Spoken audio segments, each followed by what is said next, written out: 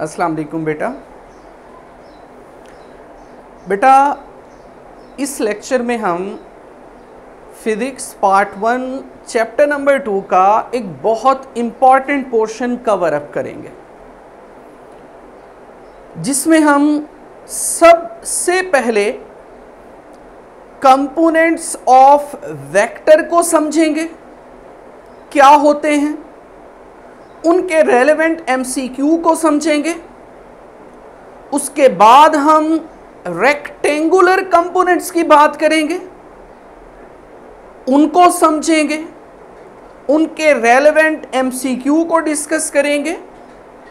उसके बाद हम वेक्टर के एक्स कंपोनेंट की मैग्नीट्यूड का फॉर्मूला डिराइव करेंगे और वेक्टर की वाई कंपोनेंट की मैग्नीट्यूड का फॉर्मूला डिराइव करेंगे। ये हमारा आज का पोर्शन होगा जिसको हम कवर करेंगे। टॉपिक है हमारे सामने बेटा रेक्टेंगुलर कंपोनेंट्स ऑफ वेक्टर।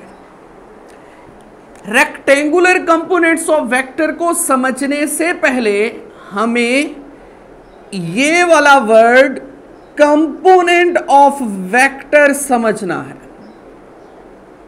सबसे पहले हम बेटा इस वर्ड कंपोनेंट ऑफ वेक्टर पर फोकस करेंगे, उसके बाद हम easily rectangular components of vector को समझ सकेंगे। इसको समझने के लिए बेटा हम एक सिंपल सी एग्जांपल का सहारा लेते हैं।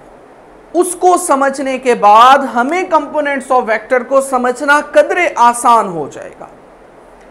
लेट्स से आपके पास एक सिचुएशन है, उस सिचुएशन में एक कुर्सी को रखा गया है पॉइंट ओ पर। कोई भी पॉइंट ओ है सरफेस ऑफ अर्थ पर, उस पॉइंट पर एक कुर्सी को प्लेस किया गया है। आपसे कहा गया कि इस कुर्सी पर बाजू से फोर्स लगाकर इस कुर्सी को घसीटें। और आपको पता है जब लफ्ज इस्तेमाल होता है घसीटने का, तो घसीटना हॉरिजॉन्टल डायरेक्शन में होता है, मतलब एक्स एक्सिस में। यहां तक बात की समझ आ गई बेटा।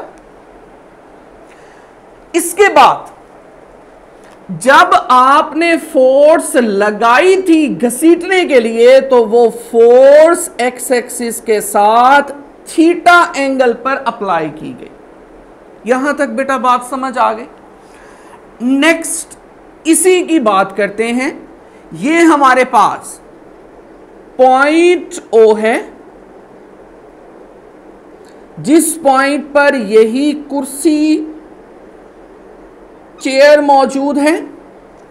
आपसे कहा गया कि इस कुर्सी पर अपनी बाजू से फोर्स लगाएं। उस फोर्स को एफ का नाम दिया गया, लेकिन अब डिमांड की गई कि इस कुर्सी को घसीटना नहीं है, इस कुर्सी को उठाना है। और उठाया कौन से एक्सिस में जाता है बेटा? वाई एक्सिस में जाता है। अब जरा दोनों सिचुएशन पर फोकस करें। दोनों सिचुएशन में फोर्स कॉमन है, एक ही बाजू से लग रही है, लेकिन वो काम कितने कर रही है? दो डायरेक्शन में। एक फोर्स से हम घसीटने का काम भी ले रहे हैं और दूसरा हम उसी फोर्स से उठाने का काम ले रहे हैं। बेटा अब गौर से समझिएगा, इस फोर्स के हमने हिस्से बना दिए, मतलब कंपोनेंट्स बना दिए। पहला कंपोनेंट एक्स एक्सिस में काम कर रहा है, दूसरा कंपोनेंट वाई एक्सिस में काम कर रहा है। जो कंपोनेंट एक्स एक्सिस में काम करता है उसका इफेक्ट वाई एक्सिस में जीरो है। समझ रहे हैं ना कि एक वेक्टर ने एक खास डायरेक्शन में कंपोनेंट का वर्क लेना है, दूसरी डायरेक्शन में दूसरा कंपोनेंट वर्क करेगा, पहली डायरेक्शन में पहला कंपोनेंट वर्क करेगा। इसी वजह से तो हमने उसको कंपोनेंट्स में तकसीम किया। तो अब हम इसकी डेफिनेशन लिख सकते हैं, आराम से सुनिएगा। वेक्टर का कंपोनेंट उसकी इफेक्टिव वैल्यू होती है एक खास डायरेक्शन में। अब एक्स एक्सिस में वेक्टर का इफेक्ट देखना है तो कौन सा कंपोनेंट लाना पड़ेगा, एफ एक्स। वाई एक्सिस में देखना है तो कौन सा कंपोनेंट लाना पड़ेगा, एफ वाई। बात समझ आ रही है ना? वेक्टर का कंपोनेंट उसकी इफेक्टिव वैल्यू होगा किस डायरेक्शन में, गिवन डायरेक्शन में। तो यहां पर मैं बात आपको समझा रहा हूं डेफिनेशन में। Component of vector is its effective value in a given direction। Hope so यहां तक बात मुकम्मल तौर पर समझ आ गई होगी। एक वेक्टर का कंपोनेंट उसकी इफेक्टिव वैल्यू रखता है गिवन डायरेक्शन में। बेटा इसके रेलेवेंट में आपको एमसीक्यू भी बताता चलूं, ये एग्जाम में बहुत दफा आया है। इसको समझ लें, इसको समझने के बाद हमें ये डेफिनेशन मजीद क्लियर हो जाएगी। देखिएगा, एक फोर्स है हमारे पास, उस फोर्स की वैल्यू 10 न्यूटन है एक्स एक्सिस में, तो वाई एक्सिस में कितनी होगी, 0 न्यूटन। क्योंकि उसका काम एक्स एक्सिस में है तो वाई एक्सिस में नहीं होगा। बात समझ रहे हैं ना? तो यहां पर हम क्या लिखेंगे, a force has magnitude of 10 Newton along x axis. मतलब क्या है, एक फोर्स का एक्स कंपोनेंट 10 न्यूटन है, इट्स वाई कंपोनेंट इज किसके बराबर होगा बेटा, 0 न्यूटन। और ये वाई कंपोनेंट की मैं मैग्नीट्यूड की बात कर रहा हूं। होप सो यहां तक बात मुकम्मल तौर पर क्लियर हो गई होगी रिगार्डिंग कंपोनेंट्स ऑफ वेक्टर। अब नेक्स्ट हम बेटा समझेंगे रेक्टेंगुलर कंपोनेंट्स ऑफ वेक्टर को। इसको समझने से पहले मैंने ये जो डायाग्राम बनाई है, इन डायाग्राम को ज्वाइन करता हूं, क्योंकि फोर्स एक ही है ना, दो डायरेक्शन में वर्क कर रही हैं। इन दोनों को ज्वाइन करते हैं। ज्वाइन करने से देखिएगा क्या होगा, ये हमारे पास पॉइंट O था, ये हमने अपनी बाजू से फोर्स लगाई थी बेटा।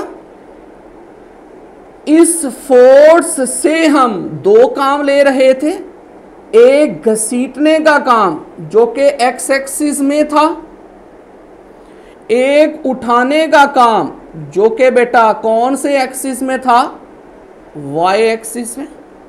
ये force theta angle x axis के साथ बना रही थी। यहां तक क्लियर है बेटा?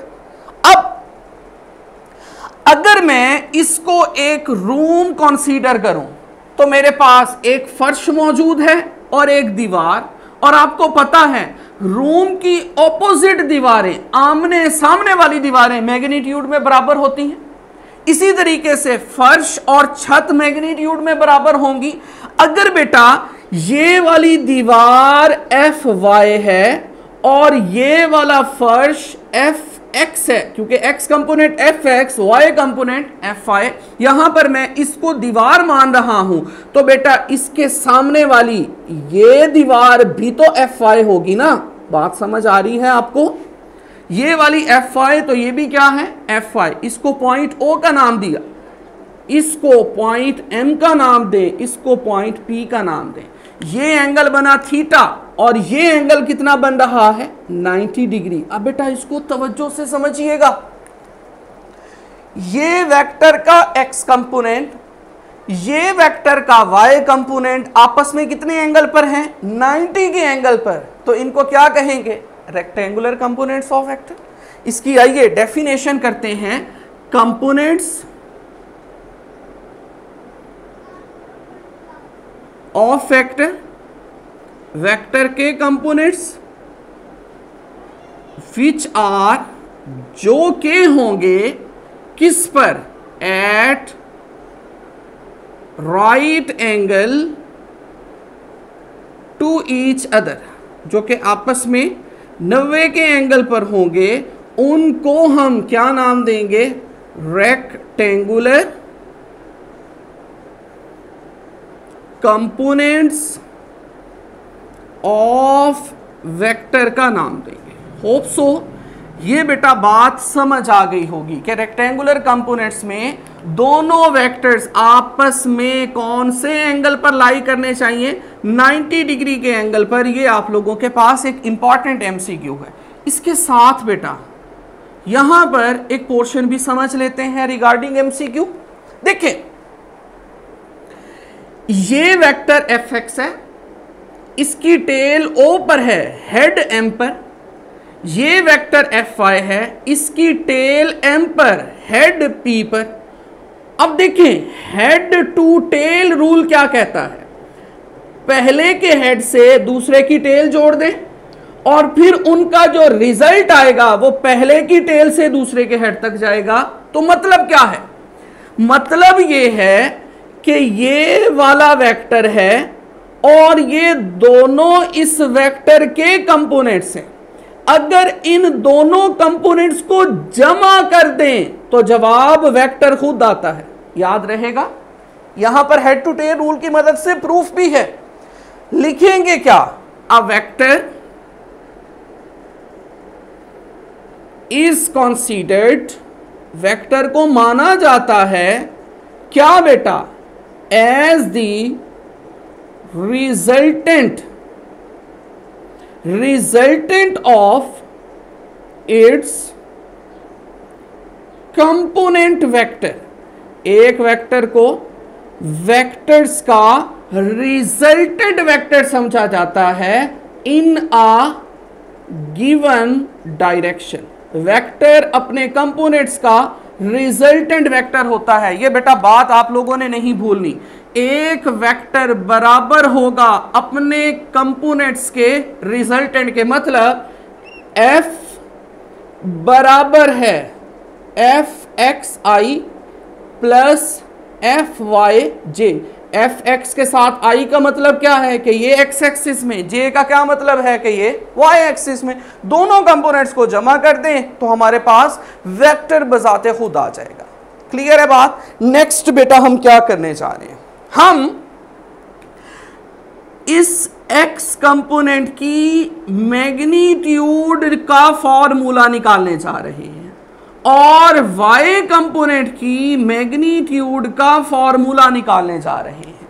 तो बेटा नेक्स्ट हमारे पास पोर्शन क्या है, मैग्नीट्यूड ऑफ x कंपोनेंट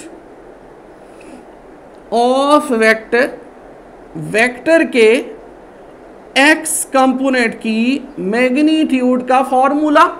और नेक्स्ट हम क्या करेंगे, magnitude of y component of vector. इसके लिए हमें बेटा ये वाली जो ट्राइएंगल है MOP, इसको कंसीडर करना पड़ेगा। तो यहां पर आप लिखते हैं इन ट्राइएंगल MOP। बताइएगा क्या ट्राइएंगल है, पॉइंट O पर टेल मौजूद है एफ एक्स की और हेड मौजूद है एफ एक्स का पॉइंट M पर। इसी तरीके से हमने दूसरा वेक्टर लिया था एफ वाई, इसकी टेल M पर थी, हेड पॉइंट P पर आया और ये इनका रिजल्टेंट हमने लिया था जिसको नाम दिया था F का। ये आपके पास एक ट्राइएंगल बन रही है, ये एंगल थीटा, ये एंगल बेटा हमारे पास 90। सबसे पहले इस ट्राइएंगल की साइड्स को लेबल कर लें। थीटा के बिल्कुल सामने बेटा परपेंडिकुलर लिया जाता है, 90 के बिल्कुल सामने बेटा हाइपोटेनस लिया जाता है और 90 थीटा के नीचे हमेशा बेटा बेस लिया जाता है। यहां तक क्लियर है। अब हमें एक्स कंपोनेंट की मैग्नीट्यूड चाहिए। इस ट्राइएंगल से एक्स कंपोनेंट निकालने के लिए वो फॉर्मूला लगाना पड़ेगा ना जिसमें एक्स कंपोनेंट आएगा। तो यहां पर cos थीटा का फॉर्मूला लगा कर देते हैं। cos थीटा किसके बराबर होता है? बांग्लादेश हमारा, मतलब बेस ओवर हाइपोटेनस। अब बेस किसके बराबर है हमारे पास? OM के, और हाइपोटेनस OP के, ऐसा है बेटा। और OM मैग्नीट्यूड में Fx के बराबर है और OP मैग्नीट्यूड में F के बराबर है। ये बराबर है cos थीटा। हमें ये चाहिए बेटा, इसको इधर लाकर मल्टीप्लाई करें। F cos theta is equal to Fx। ये वाला फॉर्मूला आपको हमेशा याद रखना है जब आपने वेक्टर के x कंपोनेंट की मैग्नीट्यूड निकालनी है। अब देखिएगा इस MCQ और इसमें क्या फर्क है। ये MCQ था, इसमें जस्ट मैग्नीट्यूड दी हुई थी तो आपने सिंपल कह दिया कि यही x कंपोनेंट है। अगर हमारे पास मैग्नीट्यूड तो दी हो, साथ एंगल भी दिया हो और कहा जाए एक्स कंपोनेंट निकालें, तो आपने ये वाली चीज नहीं अप्लाई करनी, इस फॉर्मूला को यूज करना है। Fx F cos theta, F की वैल्यू 10, cos 61/2, तो जवाब निकलेगा 5 न्यूटन का। ये हमारे पास एक्स कंपोनेंट की मैग्नीट्यूड आ गई। इन दोनों में बेटा डिफरेंस समझ आ गया होगा। अब हम नेक्स्ट क्या करेंगे, हम देखेंगे बेटा magnitude of y component of vector. पहले बेटा हमने x कंपोनेंट की मैग्नीट्यूड निकाली, अब हम क्या निकालने जा रहे हैं? वेक्टर के y कंपोनेंट की मैग्नीट्यूड। ट्राइएंगल हमें सेम कंसीडर करना पड़ेगी। ये पॉइंट O, ये बेटा वेक्टर f लिया था, ये पॉइंट P था, ये हमने Fx लिया, ये पॉइंट M रखा, ये हम Fy लेने जा रहे हैं और ये ट्राइएंगल में ये थीटा, ये 90, सेम बेटा लेबल करना है साइड्स को। अब हमें चाहिए y कंपोनेंट की मैग्नीट्यूड, तो वो फॉर्मूला यूज करेंगे जिसमें कम से कम y कंपोनेंट आता होगा तो मैग्नीट्यूड निकलेगी ना। तो यहां पर क्या लिखेंगे? इन ट्राइएंगल MOP साइन थीटा किसके बराबर होता है? पाकिस्तान हमारा, परपेंडिकुलर ओवर हाइपोटेनस।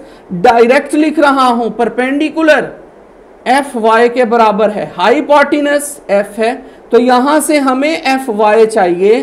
F को इधर लाकर जरब दें तो F साइन थीटा बराबर है Fy। ये फॉर्मूला भी आपको याद होना चाहिए। x कंपोनेंट की मैग्नीट्यूड किसके बराबर है? F cos थीटा, y की F साइन थीटा। इसमें भी बेटा सेम न्यूमेरिकल आएगा। आपको F दिया होगा, थीटा दिया होगा, लेकिन इसमें cos के साथ थीटा था, उसमें साइन के साथ थीटा है। दोनों में Fx और Fy की वैल्यूज को आप इजीली कैलकुलेट कर सकते हैं। ये हमारा बेटा पोर्शन था आज का। नेक्स्ट पोर्शन में हम सुन लें, इवैल्यूएट करेंगे वेक्टर की मैग्नीट्यूड। पहले निकाली x कंपोनेंट की, y कंपोनेंट की, अब वेक्टर की मैग्नीट्यूड निकालेंगे और उसके साथ वेक्टर की डायरेक्शन भी निकालेंगे। Thank you so much.